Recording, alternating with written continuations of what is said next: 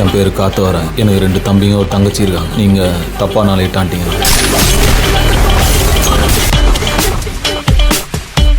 He is smarter than I thought. எங்க போயிடுவான் புரிஞ்சுக்கலாம். இந்த மாதிரி ஆளுங்களை தொடக்கூடாது. தொட்டா கன்ஃபார்மா முடிச்சிடணும்.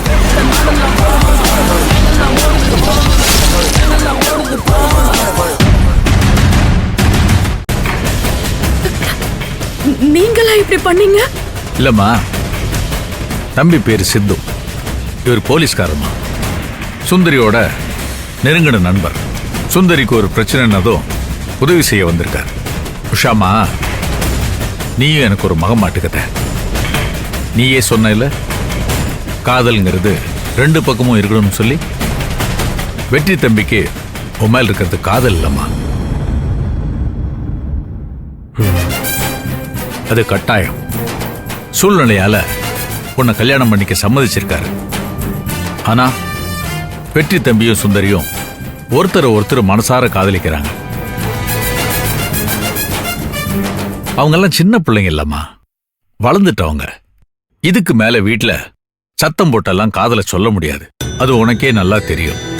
மா, இதுக்கு மேல இந்த பிரச்சனையில நீதான் முடிவெடுக்கணும். சுந்தரிய காதலிச்சுட்டு உன் கழுத்துல தாலி கட்டினா வெற்றி தம்பி தினம் எப்படி செத்து பழைப்பான்னு யோசிச்சு பாருமா.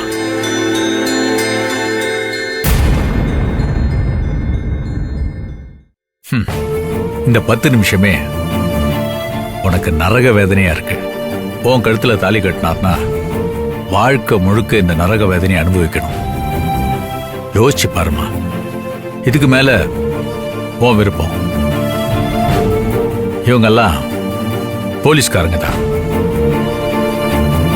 உன்னை எப்படி கூட்டிட்டு வந்தாங்களோ அதே மாதிரி பத்திரமா கொண்டு போய் விட்டுருவாங்க. நீ தைரியமா இருக்கலாம். நல்ல முடிவாயிடு. தம்பி. சார், வாங்க போலாம். போலாம் சார்.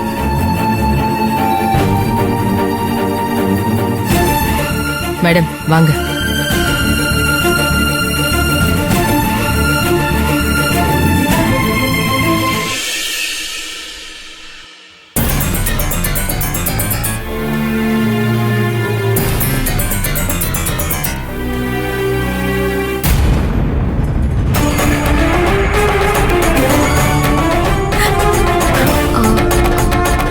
வா உஷா. என்ன இவங்க நிக்கிறா? அத்தை எதுவும் போய் பேசக்கூடாத விஷயத்த பேசிட்டாங்களோ?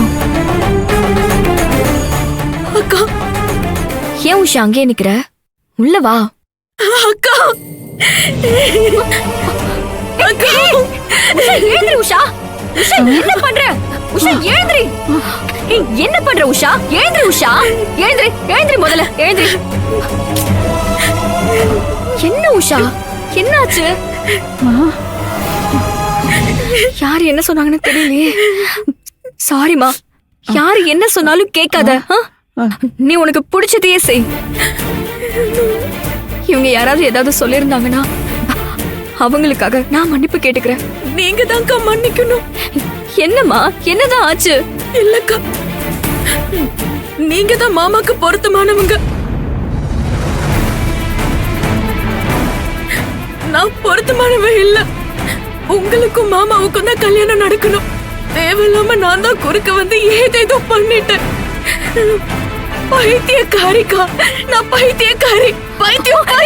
ஐயோ ஐயோ, நிறுத்து உஷா. என்ன ஆச்சுமா? நீ வா முதல்ல உட்காரு. உட்காரு உட்காரு. என்னாச்சு உஷா? இல்லக்கா, நான் அப்படி பண்ணிருக்க கூடாது.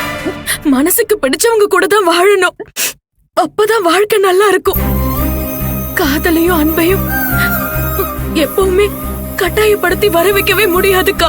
இப்ப இந்த கல்யாணம் நடந்துச்சுன்னா மாமா என்ன லவ் பண்ணாமலே விட்டுட்டாருன்னா மாமா கட்டாயத்துக்காக தான் என்ன கல்யாணம் பண்ணிக்கிட்டாருன்னு எனக்கு அதுக்கப்புறம் தெரிஞ்சா நான் செத்துருவேன்க்கா.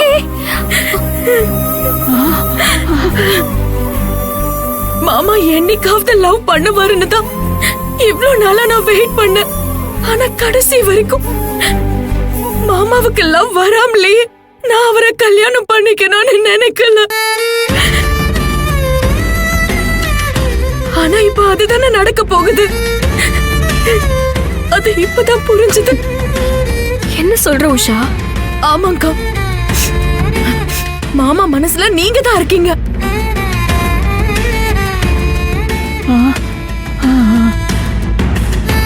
என்னைக்கு இருந்தாலும் எங்க கல்யாணம் நடந்தா அது தப்பாதான்க்கா இருக்கும்.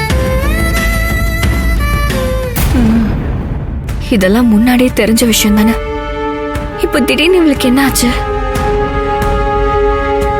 என்னக்கா யோசிக்கிறீங்க? இது எல்லாமே தெரிஞ்ச விஷயம் தானேக்கா. இப்ப என்ன இவளுக்கு புதுசா புரிஞ்சிருக்குன்னு தானே? இவ என்ன திடீர்னு திருந்திட்டாலேன்னு யோசிக்கிறீங்களா? எனக்கு அறிவு வந்ததே இவராலதான்.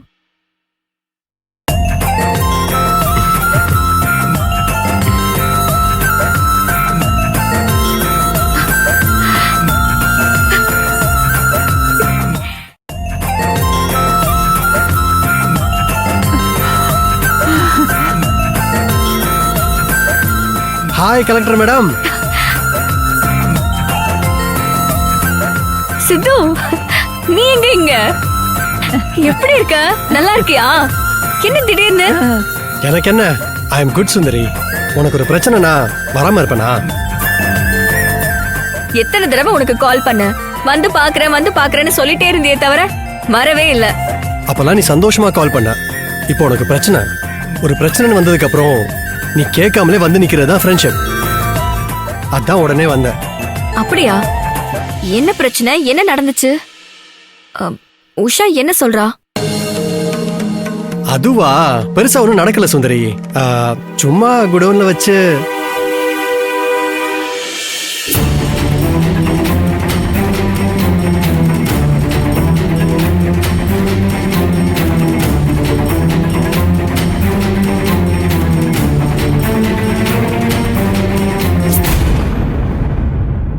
அட பாவி, ஐபிஎஸ் படிச்சு இப்படி ஃப்ராட் வேலை பாக்குறியா நீ? இது ஃப்ராட் வேலை இல்ல சுந்தரி. உனக்காக நான் எதையும் செய்வேன். இது ஒன்றும் பெரிய விஷயம் கிடையாது. நான் அவங்களுக்கு புரிய வைக்க தான் செஞ்சேன். அவங்கள காயப்படுத்தவும் இல்ல, கஷ்டப்படுத்தவும் இல்ல. இதை நான் செஞ்சதுனால இந்த பொண்ணோட வாழ்க்கையும் காப்பாத்திருக்கேன், உன்னோட வாழ்க்கையும் காப்பாத்திருக்கேன். இன்னும் சொல்ல போனா வெற்றி சாரோட வாழ்க்கையும் காப்பாத்திருக்கேன்.